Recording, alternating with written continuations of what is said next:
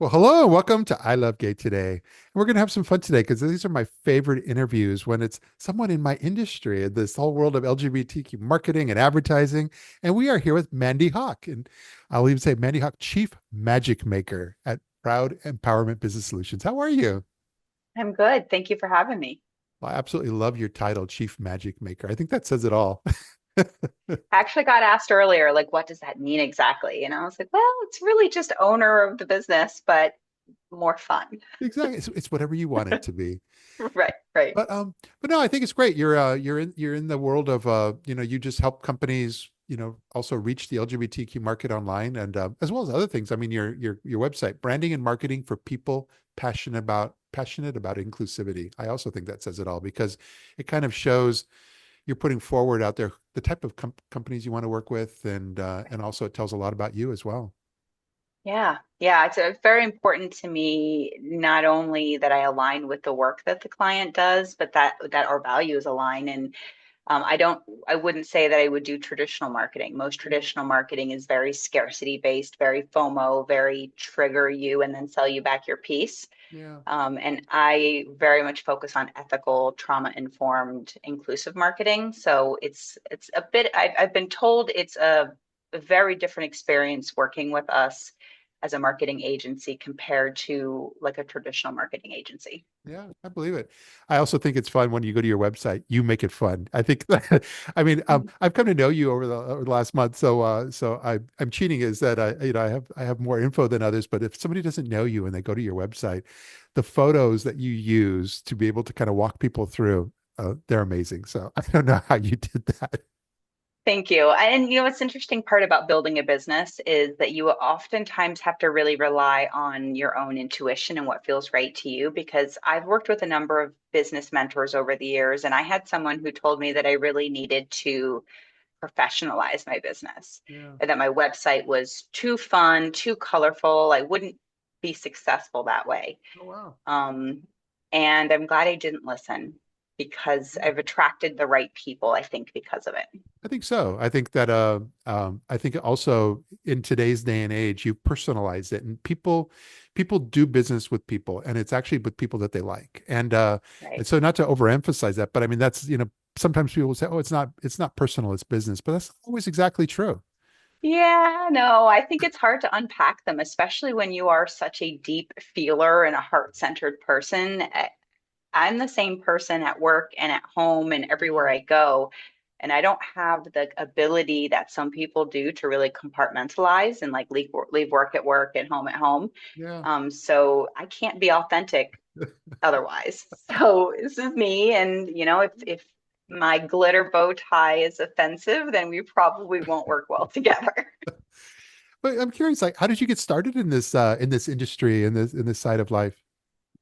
So my dad was a printer. So I grew up in a print shop. So I spent a lot of evenings and weekends collating and making pads of paper um, and when I would be there over the summertime, I was a very busy neurodivergent child that drove everyone crazy.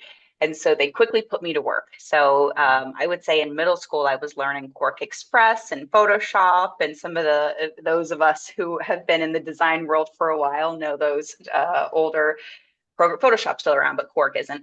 Yeah. And I mean, I think there was one summer I redid 200 hospital forms. And so that was got my start. And then since high school, I've always had sort of a graphic design side hustle. And then at the start of the pandemic, I was worked for 10 years at an LGBT nonprofit, and my position was eliminated at the start of the pandemic. And obviously there were no jobs that to be had. And I was trying to figure out what to do. We were afraid if the air was even safe. And so I didn't want to go anywhere. So Yeah. I had to sit down and go, what can I do? What am I good at? And I was really good at admin work, good at marketing, good at graphic design. And through sort of trial and error, starting to freelance, Yeah. I figured out who I wanted to work with and what kind of work I most wanted to do. Kind of Yeah. how I got here. I love that. And I think and also what attracted me to you there, we'll tell a story that got it all started, but one of the areas is that you're very focused on also content marketing, kind of just storytelling, and you seem to be Mm. able to help. your clients get their story out there to the right audience?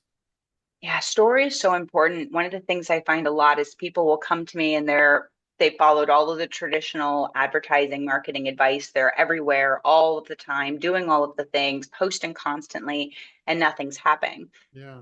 And then when we really get to the heart of it, they're speaking too broadly. They're trying to be everything for everyone. They're not really clear on who the person is they want to work with. And when you're not speaking directly to the person you want to work with, you're really reaching nobody, especially with as much noise as there is in the online world. Like you have to create something where when the right person reads it, they're like, that's me, 100%. Yeah. We're so spoiled though, because it was not that many years ago that that world that you just described didn't exist at all. And so, think about the evolution, especially because you had a lot of background in print, but you wanted to reach, gay, lesbian, transgender people. You went, it was all print marketing at the time. Right. And then when online came about, we felt like, oh my God, this is great. We can reach the LGBT community online. And that really took off, but also the niche markets that, which was like you can reach people for travel and for health and sports. So you can kind of focus on those markets, but you're still not speaking to the individual the way you are today.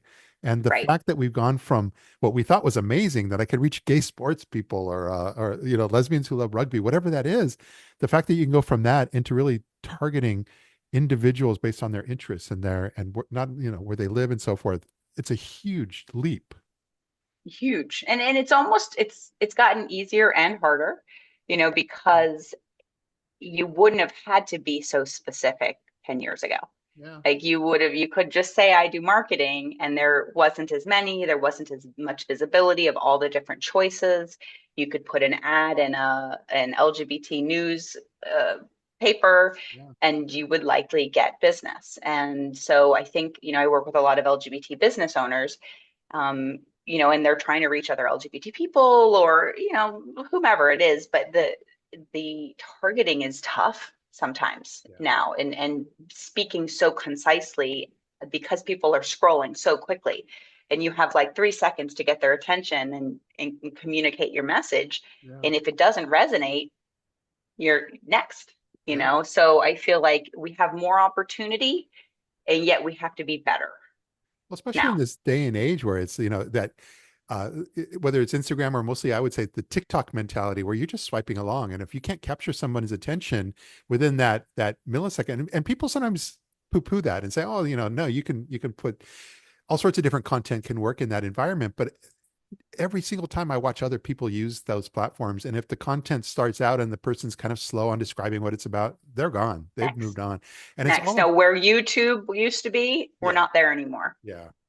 And so, but I think that's what's interesting is that like how you and I had connected fits into all this because I found it fascinating. And I really, I laugh now looking back on it. It was only a couple months ago, but I saw you ran an ad. You were trying to hire someone to just focus on targeted online advertising placements, much more the media buying and the placements. And I read the whole thing, but most people are very general about what they post there, but you were very specific and it spoke to me. And I remember reading it a few times going, we do that. And but I rather than thinking to myself like, oh my God, who is this person? And why are they trying to do what we do? I just thought, oh well, I'm just going to throw it out there that we actually have the capacity and the skill set to be able to do exactly what you were describing. And because you were so specific, I was confident that yes, we can do exactly what you were talking about. And I think we can do a good job for you. And I think we could find a way to work together. And the And here we conversations we've are. had since then, though, it was just very it was reassuring and reinforcing that, especially in today's day and age where things are different than it was a few years ago, and that we can actually partner and work with others in our industry, and it's not a zero sum game that we can actually, one plus one can actually equal a bit more than two. So, I think that you're one Yeah, of those rare people that 100%. feels that same way.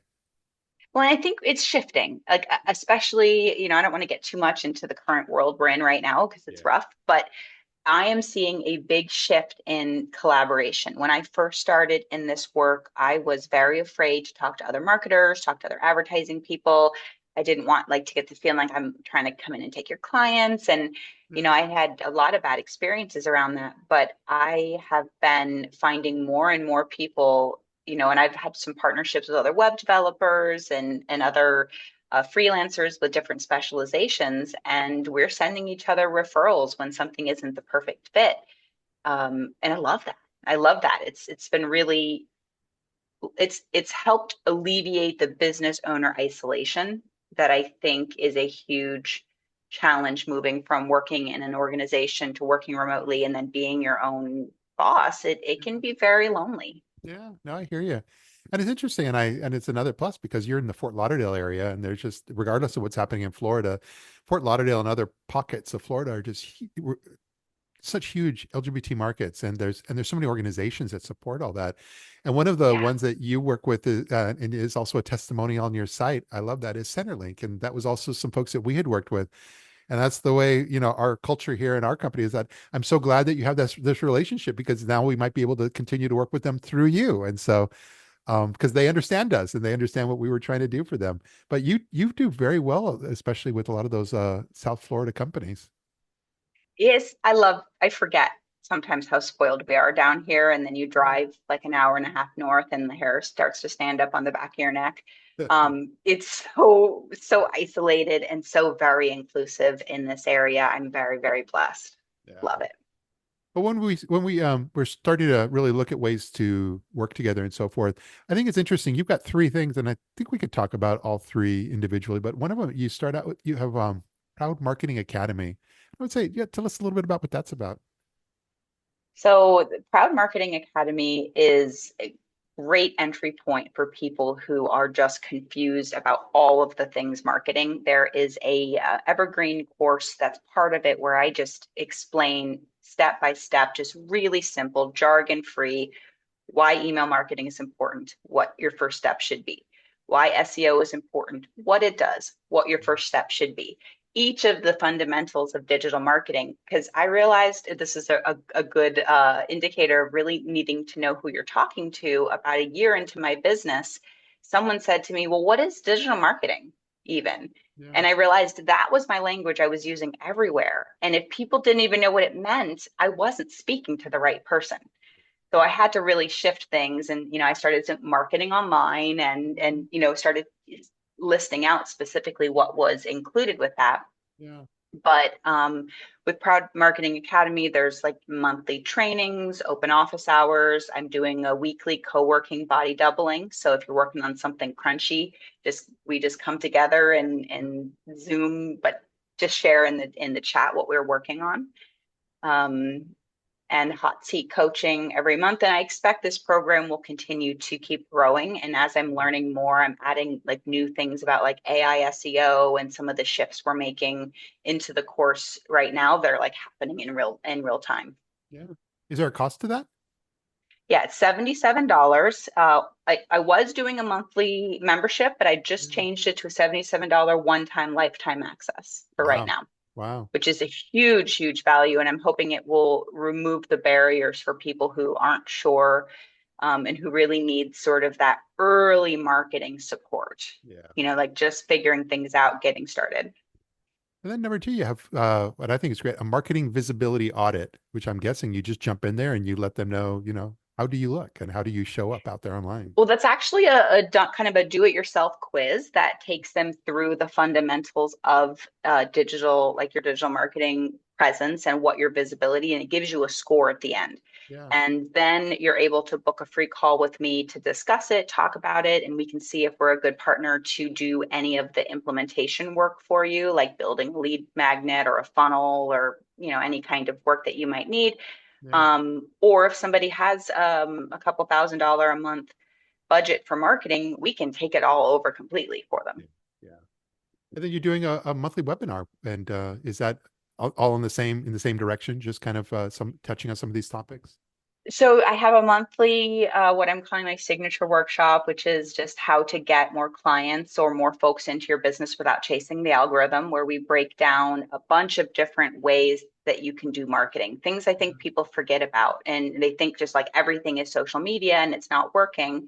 But there's so many other things that you can do and you should be doing at the same time, but also you shouldn't be doing everything. So kind of going through the list and going like pick two from in person, pick two from online, Yeah. Start there until you're done. Like if it's not working, then we'll switch, but don't try everything at once or you're not going to do anything well. Yeah. So that I do free every single month. It's open. Yeah. And then I also have more specialized trainings every month in Proud Marketing Academy that go into a little bit more detail about specific things. Yeah.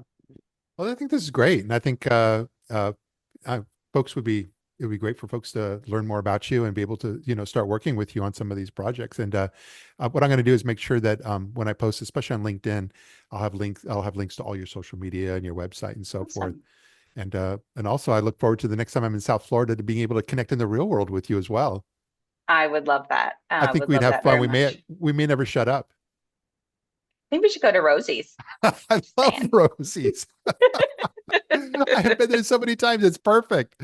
Um, but no, I love all this and I love what you're doing and looking forward to working with you more in the future. And mostly I'm just really glad you're able to take some time and share with our audience a bit about who you are and what your business and so forth. Thank you. And I'm so grateful you reached out and connected. I think I definitely had the assumption that, other LGBT marketing companies would not want to play together. So it was affirming and validating that I'm not the only one that loves collaboration. So thank you. Well, thanks. Well, this is great. And like I said, look forward to seeing you soon. All right. Thanks. So good.